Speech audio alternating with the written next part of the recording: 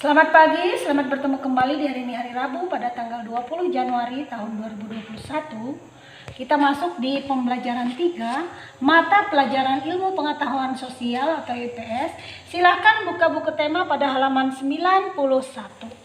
Nah, hari ini kita berbicara tentang berbagai jenis sumber daya alam yang ada di sekitar kita. Berikut Ibu jelaskan. Sumber daya alam adalah segala sesuatu dari alam yang dapat digunakan untuk memenuhi kebutuhan hidup manusia. Sumber daya alam yang dapat diperbarui contohnya air, matahari, tanah, tumbuhan, dan hewan. Nah, ini merupakan sumber daya alam yang harus kita pelihara dan kita lestarikan. Beberapa sumber daya alam tersebut dapat berupa bentang alam. Ibu jelaskan, bentang alam adalah hasil dari bentukan alam tanpa ada campur tangan manusia atau suatu bagian geografi yang menjadi pemandangan alam. Contoh bentang alam seperti sungai, danau, laut, tanah, persawahan, hutan, dan sebagainya yang tersebar di seluruh wilayah Indonesia.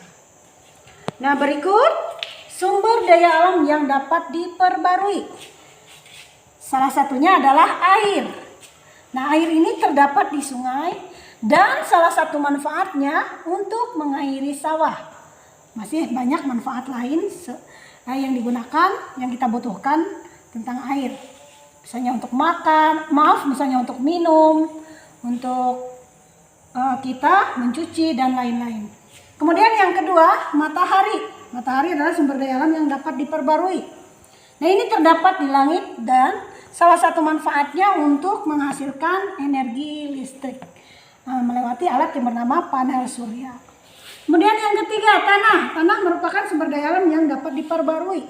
Nah, tanah terdapat di tanah persawahan dan salah satu manfaatnya untuk menyediakan unsur hara bagi tumbuhan.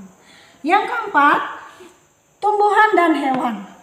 Nah, terdapat di darat dan di air dan salah satu manfaatnya adalah sebagai sumber makanan untuk kehidupan manusia maupun hewan. Kemudian usaha masyarakat untuk menjaga dan memelihara sumber daya alam. Yang pertama, penanaman kembali hutan-hutan yang gundul atau reboisasi. Nah, cara penanaman hutan-hutan yang gundul yaitu menanam pohon yang banyak, menyirami bibit pohon yang ada di tanaman, serta memberi pupuk agar tanahnya menjadi subur. Nah, reboisasi ini bisa diartikan sebagai penghijauan. Kemudian yang kedua, menjaga kebersihan lingkungan. Seperti tidak membuat sampah sembarangan, mendaur ulang sampah, pembuatan pupuk kompos, dan membiasakan melakukan gotong royong untuk membersihkan lingkungan.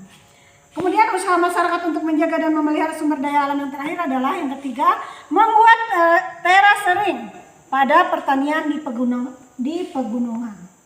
Terasering itu disebut juga dengan sengkedan. Nah, sengkedan atau terasering ini adalah teras-teras yang berbentuk miring, seperti tangga pada lahan miring yang bertujuan untuk mengurangi kemiringan, sehingga memperlambat aliran air supaya longsor dapat dicegah. Nah, kita masuk di pembelajaran 4, kemudian kita masuk di pembelajaran 4, mata pelajaran IPS. Silakan buka buku tema pada halaman 97. Nah, ini kita kembali mempelajari pembelajaran yang sama yaitu IPS. Kalau tadi kita mempelajari berbagai jenis sumber daya alam yang ada di sekitar kita. Nah, kali ini kita akan mempelajari manfaat sumber daya alam di sekitar kita. Ibu bacakan, masyarakat memanfaatkan sumber daya alam di sekitarnya melalui berbagai cara. Ya, cara yang pertama, sumber daya alam berupa tanah, air, dan tumbuhan itu dimanfaatkan dalam bentuk kegiatan pertanian dan perkebunan. Nah, Ibu jelaskan kegiatan pertanian. Ini adalah kegiatan pemanfaatan sumber daya hayati yang dilakukan manusia untuk menghasilkan bahan pangan. Sedangkan perkebunan, kegiatan perkebunan adalah segala kegiatan yang mengusahakan tanaman tertentu pada tanah atau media tumbuh lainnya dalam ekosistem yang sesuai. Kemudian yang kedua, sumber daya alam berupa hewan yang dimanfaatkan dalam bentuk kegiatan perikanan dan peternakan. Nah, Ibu jelaskan tentang kegiatan perikanan. Ini adalah kegiatan manusia yang berhubungan dengan pengelolaan dan pemanfaatan sumber daya hayati perairan. Kemudian peternakan. Nah, kegiatan peternakan adalah kegiatan yang mengembangbiakan dan membudidayakan hewan ternak untuk mendapatkan manfaat dan hasil dari kegiatan tersebut.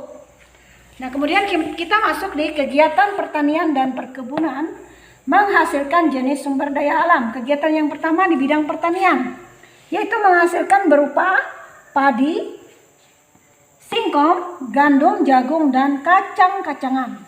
Kemudian di bidang perkebunan menghasilkan berupa kelapa, coklat, tebu, kopi, kelapa sawit, dan teh. Nah, selanjutnya kita masuk kegiatan perikanan dan peternakan. Kalau tadi kegiatan pertanian dan perkebunan, sekarang kita masuk kegiatan perikanan dan peternakan.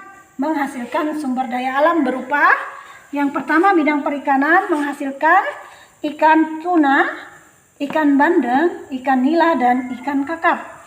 Nah, yang kedua bidang peternakan itu menghasilkan berupa ayam, sapi, kambing, kerbau, dan kuda. Nah, itulah penjelasan Ibu pada mata pembelajaran IPS, pembelajaran 3 tentang berbagai jenis sumber daya alam yang ada di sekitar kita. Dan kembali pembelajaran IPS pada pembelajaran 4 tentang manfaat sumber daya alam di sekitar kita.